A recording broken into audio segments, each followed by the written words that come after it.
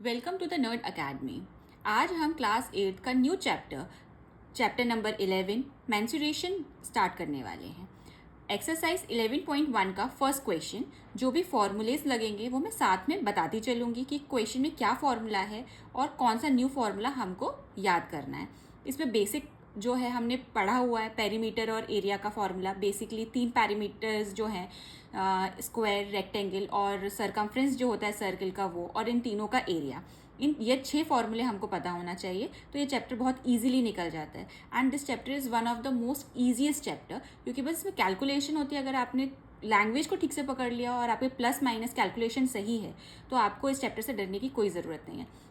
ये चैप्टर सिर्फ थोड़ी सी मेहनत और हार्डवर्क मांगता है, बाकी चैप्टर बहुत ईजी है।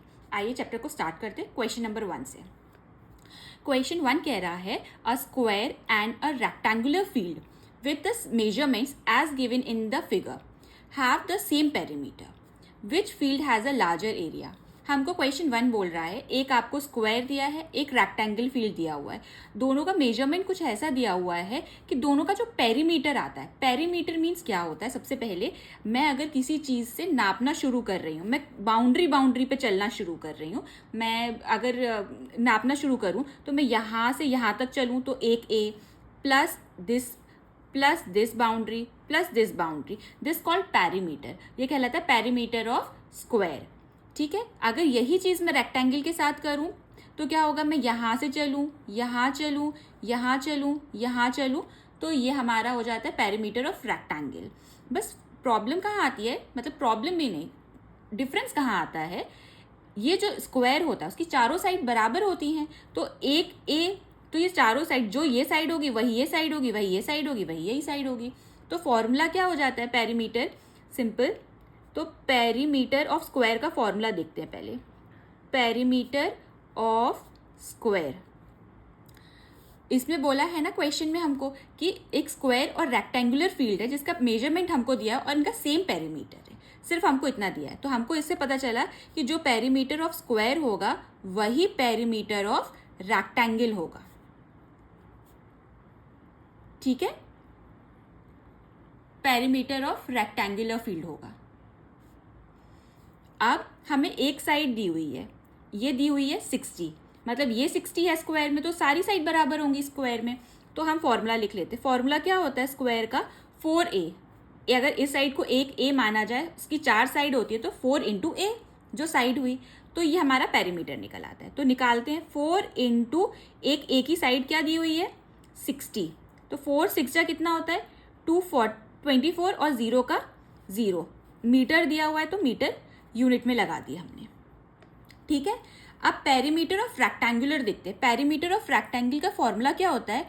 2l प्लस b, क्योंकि इस लंबी लाइन को हम लेंथ बोलते हैं, तो ये जो लेंथ होगी वही ये लेंथ होगी। इस लाइन को हम बोलते हैं ब्रेथ, तो हम इसको क्या लिखते हैं? 2 ब्रैकेट में l प्लस b। ठीक है, अब हमको सिर्फ l पता है, b नहीं पता, तो इस चीज़ को हम सिर्फ सब्सटीट्यूट करके छोड़ देंगे। यहाँ पे l 80 है, b नहीं पता, तो b को ऐसे ही छोड़ देते हैं। अब आगे क्या पूछा है? Which field has a larger area. हमें पेरीमीटर गिवन है लेकिन एरिया पूछा है। एरिया स्क्वायर का ज़्यादा है, ये रेक्टेंगल का ज़्यादा है। तो देख लेते हैं एक बार इसको। यहाँ से एरिया ऑफ स्क्वायर लिखा, यहाँ पे मैंने एरिया ऑफ रेक्टेंगल लिख लिया, साथ में कंपेयर करते करके करेंगे रेक्टेंगुलर फील्ड। ठीक है, एरिया ऑफ स्क्वायर कितना होता है?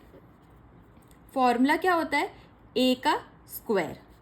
ठीक है, जो एरिया ऑफ स्क्वायर का फॉर्मूला क्या होता है? ए का स्क्वायर, मतलब ए मीन्स साइड का स्क्वायर।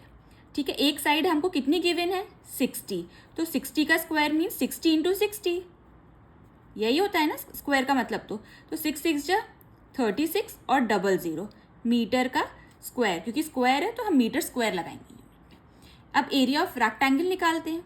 एरिया, क्योंकि हमसे वो पूछा गया है कि किसका एरिया बड़ा है, तो फॉर्मूला क्या होता है एरिया ऑफ रेक्टेंगुलर फील्ड का? L इंटू बी। एल हमें पता 80 है लेकिन बी नहीं पता, तो हमें बी के लिए सबसे पहले हमें रेक्टेंगुलर फील्ड से निकालना पड़ेगा, तो उसको हमें पूरा सॉल्व करना पड़ेगा। तो कैसे करेंगे ये चीज़ देखते हैं। 2 इंटू 80 कितना होता है? इस 2 का ब्रैकेट में मतलब क्या होता है? इस 2 का मल्टीप्लाइज 80 से भी है, इस 2 का मल्टीप्लाइज b से भी है, तो 8 2 जा 16, तो 160 प्लस 2b, इसको मैं अगर खोलूँगी तो मैं ऐसे रख सकती हूँ इसको। अब करेंगे तो कितना आएगा, 240 माइनस 160, ये 2 है तो इस 2 को अपन यहाँ पे रख लेते हैं, तो इज इक्वल टू बी। इसको मैं यहीं पे आपके सामने ही माइनस करके दिखाती हूँ बगल में।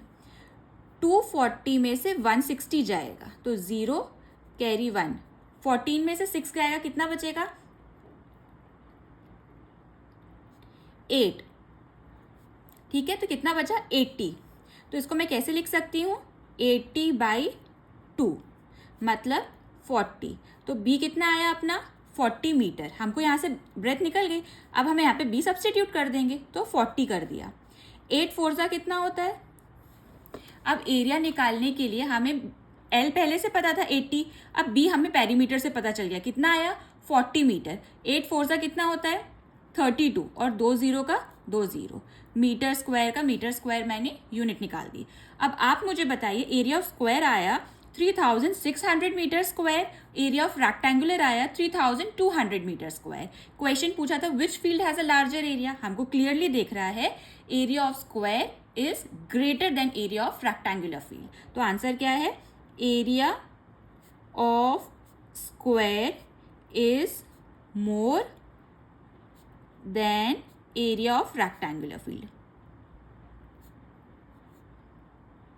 Rectangular field. This is the answer.